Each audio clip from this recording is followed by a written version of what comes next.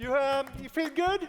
And remarkably, the answer might actually be yes. That's the goal. You might want to live long, but even more important, you want to live well. Thank you. And look, we don't mind if you want to continue to have a bit of a giggle. That'll be all right. It'll contribute to the greater good. So I thought I'd start with you, Father Rod Bauer. We've heard about the amazing work that you've done with your social justice billboards.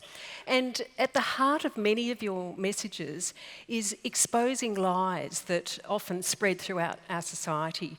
How important is truth-telling for the greater good? Well, for a just society, truth-telling is absolutely essential. Because we all do need to live in that same civic universe, and so when lies are used to manipulate and to get people to think in the wrong way, you end up in a less and less just society. The more truthful and transparent society we live in, the more just it becomes. And I think we can see from our own experience just in recent years, the less truth or the more manipulation, especially, say, around the refugee issue, for instance, the less just people's lives become. And it's interesting that many people, you get an amazing response, both positively and negatively, to truth, don't you? Well, I mean, there's the whole idea of sort of being in the light, being in the truth. The Greek word that we use in the New Testament for truth, aletheos, literally means not hidden. So it literally means not hidden. And to be in the light is to be exposed, and sometimes people don't like that, but it's essential for a just society. And you suggest that it's important that everyone lives in the same civic universe. Yeah. What exactly do you mean by that? Well, we don't. I mean, I sometimes in my parish on our staff we have a juvenile justice chaplain, so sometimes I get to spend some time in a juvenile justice centre. And most of those, there's 100 young men in this particular centre, and most of them are there because they actually don't live in the same civic universe as everyone else. They're there because they're poor. They're there because they're from a minority group in some way. Now we think that the law covers all equally, but it actually doesn't. Because the law can be manipulated as easy as anything else. And most of those kids are there because they haven't actually been able to manipulate the law because they come from poor families. And again, that means that for them, society is not as just as it is for me. Yeah. So, Maurice Gleitzman, you've brought much love and enjoyment to children and their families in telling stories. What is your sense of the civic community amongst young people? Well, listening to Roger then, a thought occurred to me I'd never had before, which is the question, do children always live in the same civic universe as the parents and as the adults in their lives? And I think not too. I think not too. And that means that being loved by other members of your family does not automatically bring you into their civic universe. And in terms of personal agency and freedoms and mobility and certainly economic power, they're in a very different civic universe to us. And I wonder even if some of the baggage that we carry over into adult life from childhood could actually, and what Rod is suggesting, that we don't always take the steps needed to check that we are making our civic universe available to everybody. Maybe some of those blind spots come out of a few years of conditioning that we just come into the world as children thinking, well, it seems to be a collection of different civic universes we have to navigate our way through. So how important is it to equip young people to feel that they have the power to contribute to the universe? I think it's incredibly important, and it's just that transition, because inevitably we can't all be born with agency and as much power as we hope we will eventually have. And as I mentioned earlier today, that I'm hearing disquiet and amazement sometimes from a lot of young people that there seems to be stuff that's just not working in the civic universe and those that we have nominated as the people to kind of look after its rules and regulations and procedures for us. This sense, and we're starting to hear this awful possibility actually being expressed now in the news media, that democracy is becoming broken. And I think our desire for democracy isn't becoming broken. And if it means that some of the systems of governance and of representation need to be overhauled, and that needs to come from grassroots movements, then I think it's incredibly important that young people be equipped and feel that they can give themselves permission to have their voices heard. I've got a project that I've started working up as part of my work as the Australian Children's Laureate, because I suddenly realised that ideas are great, but if they're not put into action, their potential is, of course, really limited. So, and I realised that for all of our national strengths, our characteristics in Australia, compared to certain countries, we don't seem to come into our adult lives feeling that we have permission to have our voices heard in any situation. So it tends to be the sort of the slightly narcissistic blowhards who are the ones who stand for election. And so I've started working with some theatre professionals and some education professionals in Queensland, where I live at the moment, to develop a workshop which we will evolve through a series of workshops with young people, but the goal is to have a workshop kit that can be sent to every school. Teachers who don't have to be drama teachers can run a series of workshops helping young people develop the thinking skills, the articulacy, the sense that their voice should count as much as anybody else's voice, and the capacity to work collaboratively with ideas, dealing with problems, coming up with solutions, so that out of these processes that everyday people are involved in, policy and courses of action can develop.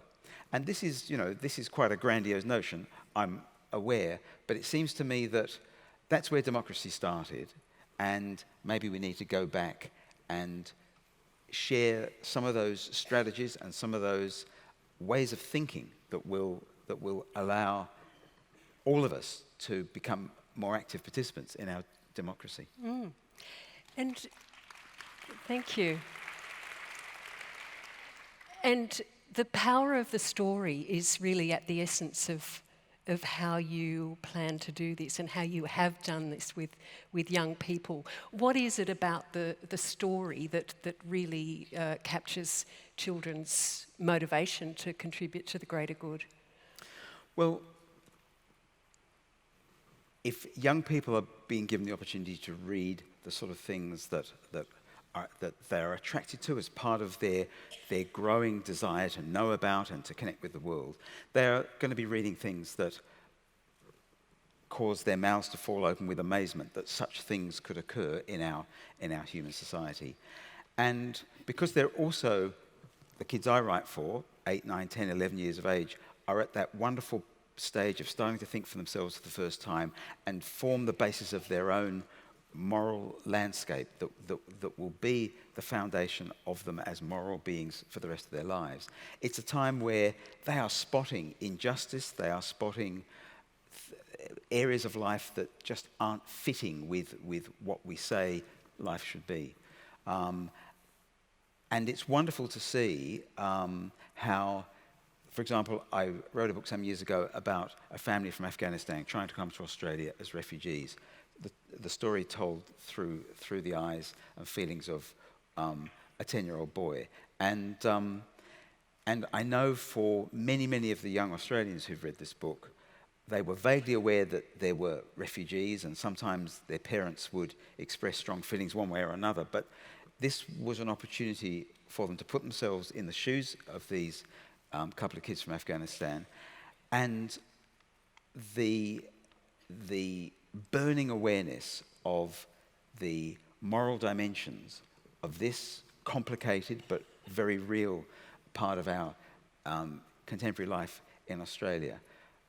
Kids of year 4 and up, so 8, 9, 10. And I know that many great conversations happened back at home, because for some kids, they were getting a perspective on this particular area of contemporary life very different to the way it was framed at home. Not always, but sometimes. And I've spoken to parents who report about the difficulty and the challenges of having conversations with kids who seem to be starting to take a different position on this very inflammatory topic to the one that's prevailed at home. But these conversations are such a fantastic way for us all, not just in a family context, but for us all to advance whatever it is we would like to see advanced in our community. Mm.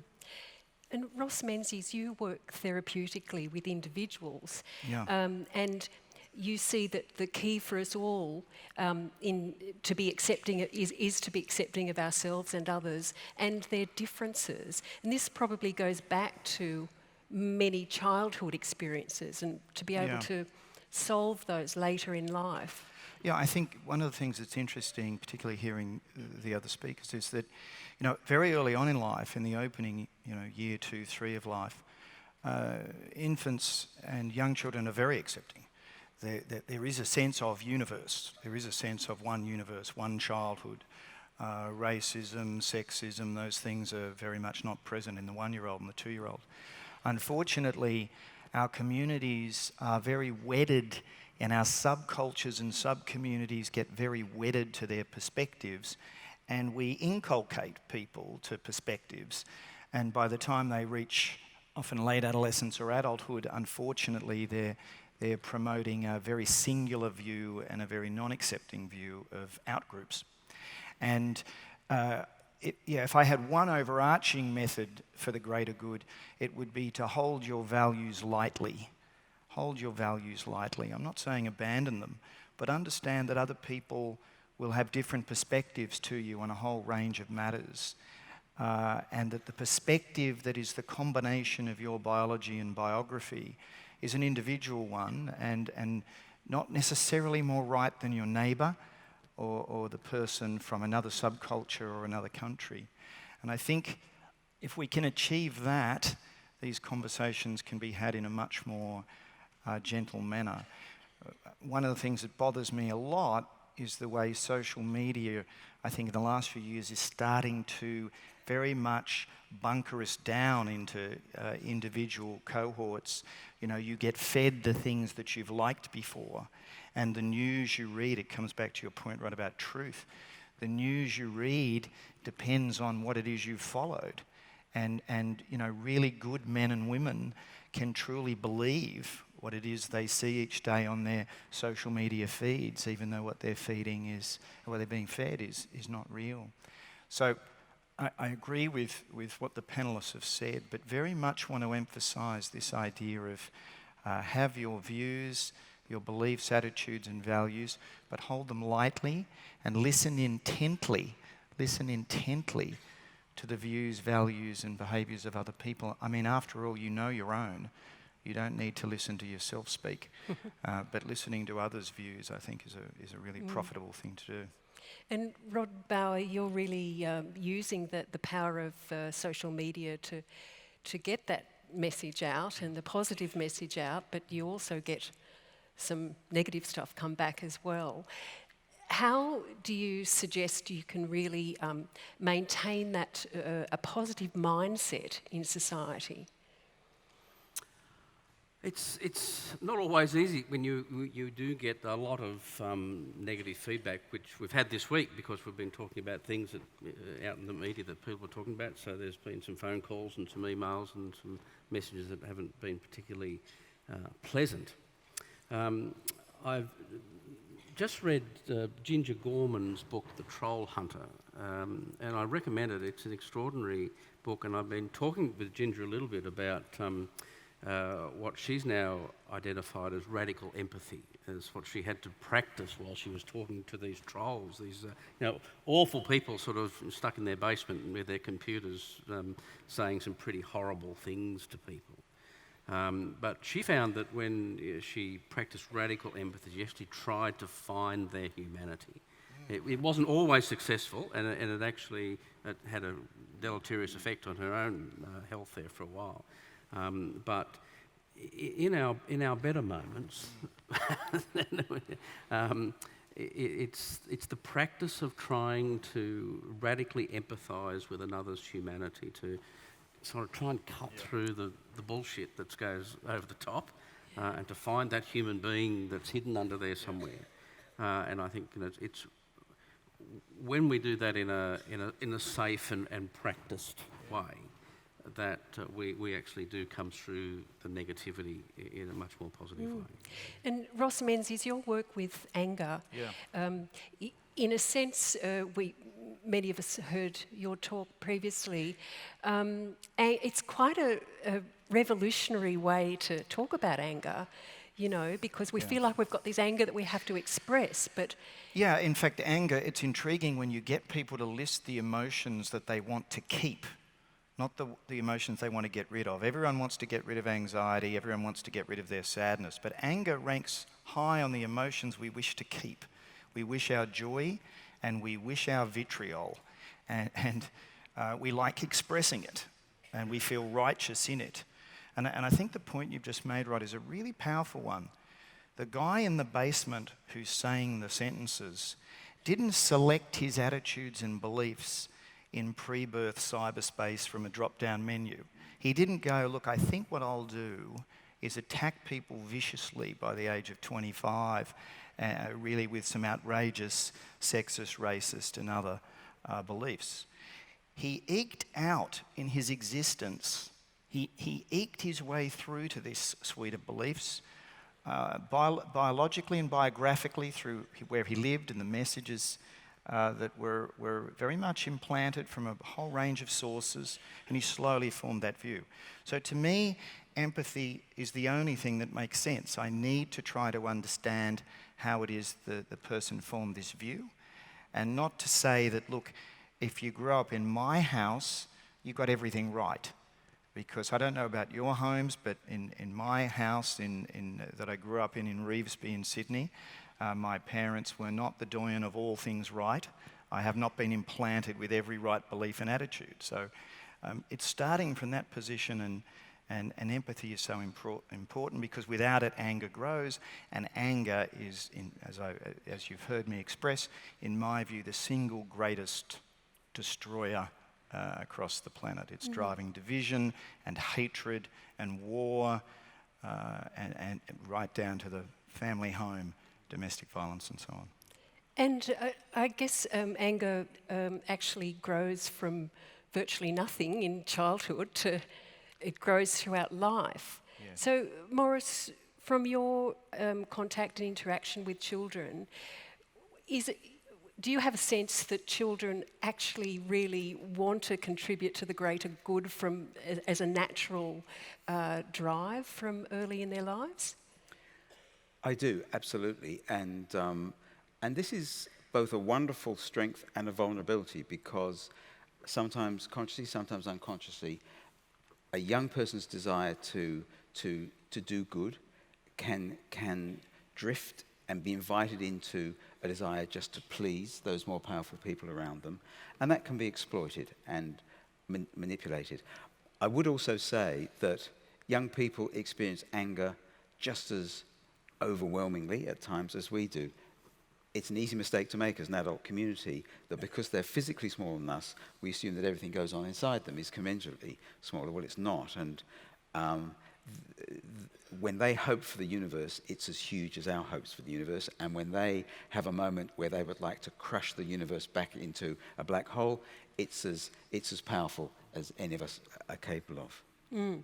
And some of the stories that you tell, that you've written for kids, it's actually teaching them to encounter problems, to get over problems, and to build resilience to survive that. Yes, I hesitate to use the word teaching with my stories because I've never paid my dues to any teachers' union. So, but it certainly is inviting them and giving them the opportunity, because a story must always have a problem at its heart. That's just the dynamic of what a story is. And life is partly about problem solving. It's about how we negotiate the problems in our lives. But to the extent that we are going to be needed to work together to deal with some of the bigger problems that seem now to be growing, maybe they never have a full solution, but we at least need to keep them from growing that much bigger, and that's going to be a joint exercise. I think maybe we're going to have to re-embrace something that was a human concept for many centuries, the multi-generational enterprise. You go into somewhere like the Palace Museum in Taipei, and you see incredible objects that took more than one lifetime to create. They were created just for an emperor. That's a whole other bag of worms. But the notion that for the last couple of generations, we in the liberal West have had this great luxury of assuming that our life will be a single entity with hopefully an upward path towards fulfillment and success and a legacy. And then we'll die and people will remember those things fondly about us.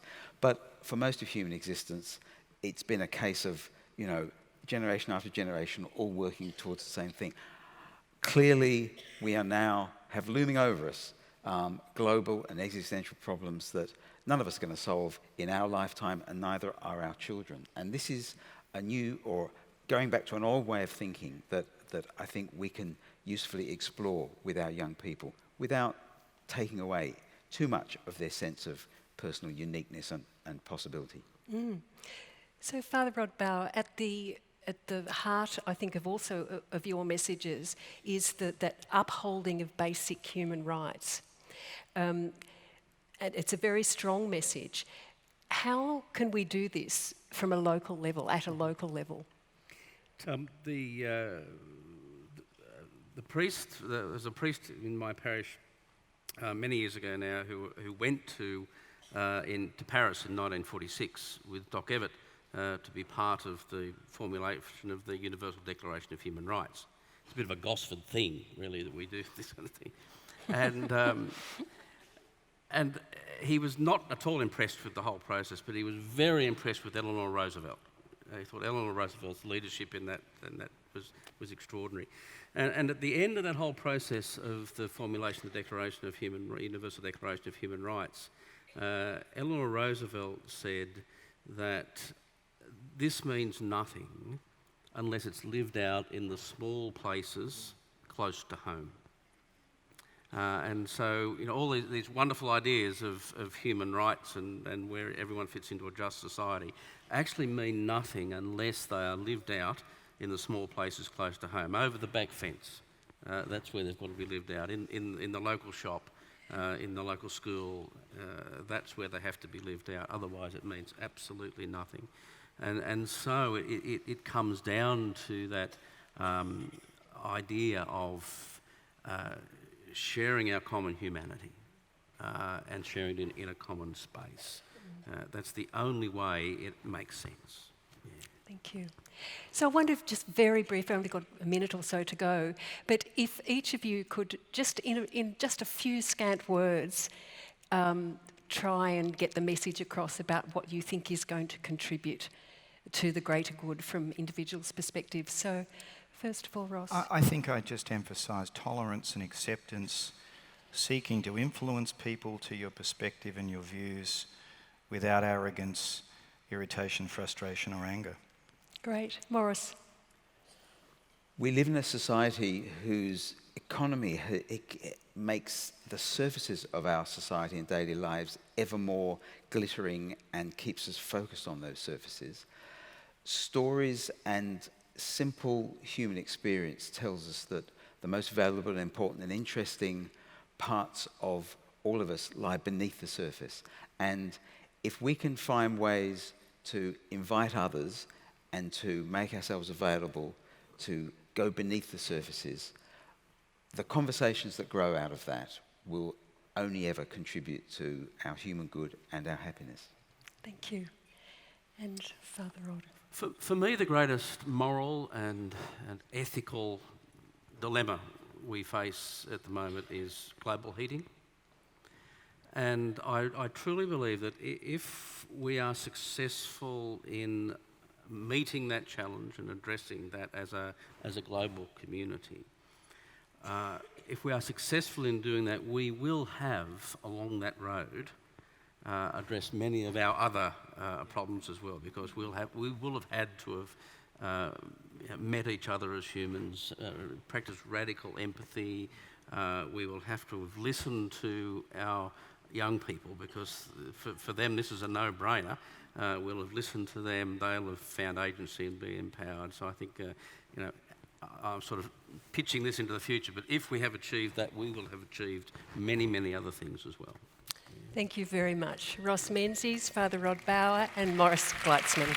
Thank you.